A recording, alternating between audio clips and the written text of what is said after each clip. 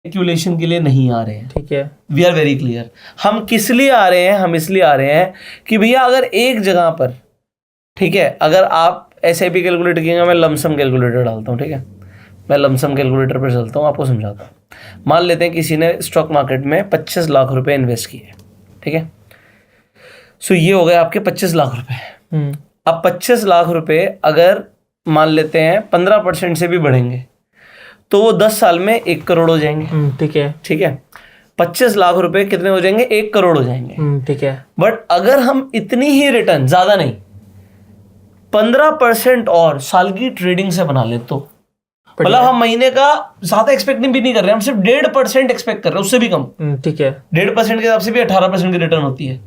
तो मैं कह रहा हूँ सब चार्जेस, ब्रोकरेज सब काटने के बाद भाई मुझे 15% और दे दो, तो आपको क्या लगता है ये 1 करोड़ का क्या हो जाएगा? डबल, 2 करोड़ हो जाएगा। हाँ। आप गलत सोच रहे हो, ये 3.5 करोड़ ये पावर है कंपाउंडिंग की, ठीक है। मतलब लोग सोचते हैं यार 15 की जगह 30% मिल जाएगा तो क्या हो जाएगा, 1 के 2 करोड़ हो जाएंगे। अरे 2 नहीं हो रहे भाई। आप ये समझो, मैं 15 का दोबारा एग्जांपल लेता हूँ। 15% के हिसाब से क्या हो रहा था, जब आपको 15% मिल रहा था तो आपको 10 साल में 1 करोड़ हो रहे थे, बट मैं इस 10 को 20 साल कर देता हूँ, ठीक है, ठीक है। 20 सालों में आपके 4 करोड़ होते हैं। हाँ।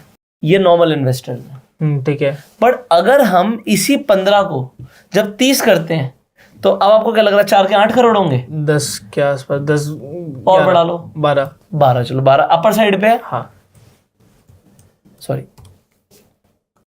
ये 47 करोड़, ठीक है। That's the difference, that is the difference. मतलब हम मार्केट में बिल्कुल क्लियर है भाई, मुझे मार्केट से चाहिए नहीं 1 का 10, मैं नहीं करने आ रहा, ठीक है। I am not here to gamble, मुझे ये फिगर पता है, ठीक है। आई अंडरस्टैंड दिस फिगर कि मुझे मार्केट से कुछ नहीं चाहिए यार, महीने का 2% दे दो, 2%, 5%।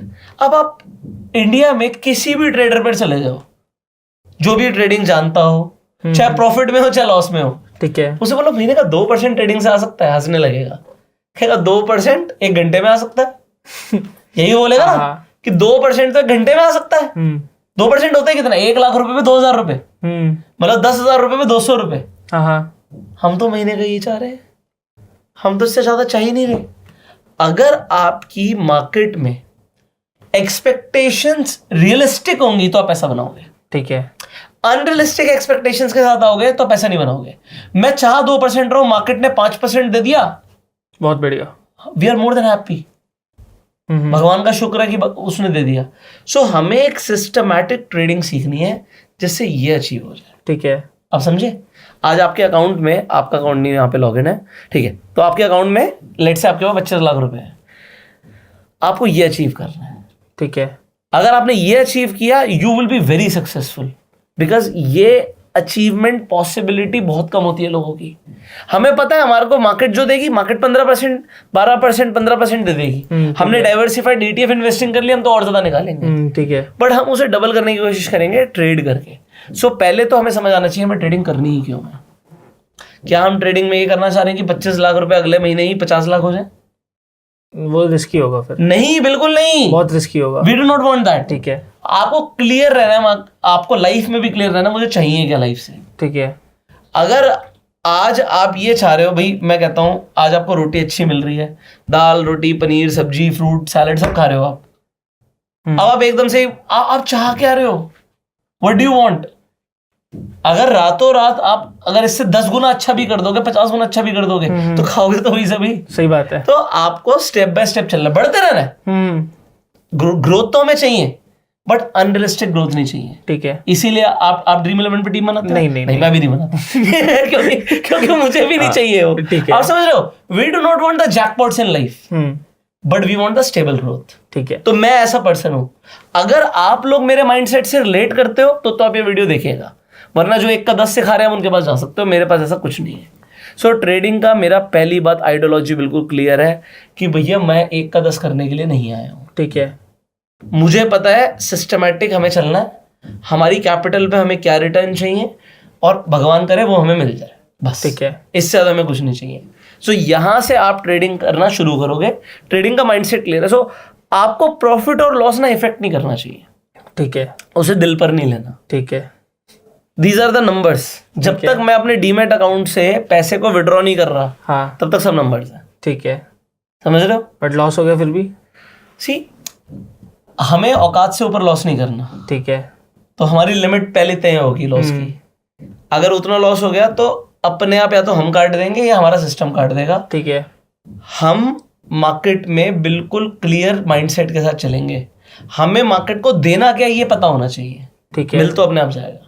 मैं डायलॉग रिपीट कर रहा हूं, कभी भी ऐसा नहीं होगा। कोई भी मैं किसी ट्रेडर को नहीं जानता जिसका लॉस नहीं होता, सबका लॉस होता है। ठीक है, बट हमें लॉस को डिफाइन करना कि कितना लॉस। सो अगर मुझे ये पता होगा मुझे देना क्या है, तो अपॉर्चुनिटी हर दिन मिलती है मार्केट में। आज मेरा लॉस हो गया, कोई बात नहीं, कल प्रॉफिट कर लेंगे। ठीक है, कल भी लॉस हो गया, परसों प्रॉफिट आ जाएगा। हमें पता होना चाहिए कई सारी चीजें, वो मैं आपको अब स्टेप बाय स्टेप सिखाने की कोशिश करता हूँ।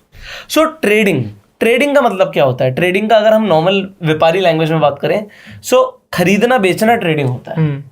अब वो खरीदा बेचा कुछ भी जा सकता है। ठीक है, आप रियल एस्टेट में आपने लैंड खरीदी, आपने लैंड बेच दी, तो ये लैंड की ट्रेडिंग हो गई। ठीक है, ठीक है, आपने चाइना से कंटेनर मंगवाया टी शर्ट्स का, ठीक है, वहां पर आपने 150 रुपए के भाव से टी शर्ट खरीदी, यहाँ पे आपने 500 रुपए के भाव में बेच दी, ट्रेडिंग हो गई। ठीक है, शेयर मार्केट में बस एक अपॉर्चुनिटी हमें मिलती है। हमेशा अपने लाइफ में सुना होगा, जो हम खरीदते हैं हम उसे ही बेच सकते हैं।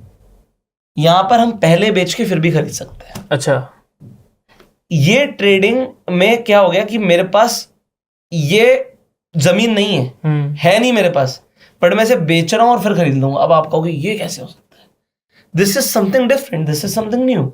सो अगर मैं निफ्टी को यहां पर ही खरीद लेता हूं तो इसका मतलब क्या हुआ कि अगर ऊपर जाएगी तभी प्रॉफिट होगा, हाँ, बट अगर गिर गई तो लॉस होगा। बट अगर मैं इसे यहां पर बेच दूं और मैं मान लो यहां पर आगे से खरीद लूं, तो ये पॉसिबिलिटी है, ये स्टॉक मार्केट में पॉसिबिलिटी होती है। ठीक है, सो अब ये पॉसिबिलिटी कैसे होती है इसे हमें समझना है। ट्रेडिंग के लिए जो सबसे पहली चीज है, आज मैं आपको स्टेप बाय स्टेप समझाऊंगा कि आज अब शुरू कर रहे हैं आप लोग ट्रेडिंग, तो ट्रेडिंग किस किस चीज में हो सकती है। तो जितनी चीजें अभी हमने समझी थी स्टार्टिंग से, हम समझते हैं कि उन सब चीजों में ट्रेडिंग हो सकती है, उसे समझते हैं। सबसे पहली वीडियो जो हमने बनाई थी, हमने समझा था स्टॉक्स के बारे में। तो जैसे यहाँ पे रिलायंस है, यहाँ पे टाटा मोटर्स है, तो यहाँ पर देखिए जब मैं इसे बाय करना चाहता हूँ मैं बाय कर सकता हूँ, बट मैं इसे सेल भी कर सकता हूँ। मैंने सेल पे क्लिक किया तो सेल भी हो सकता है।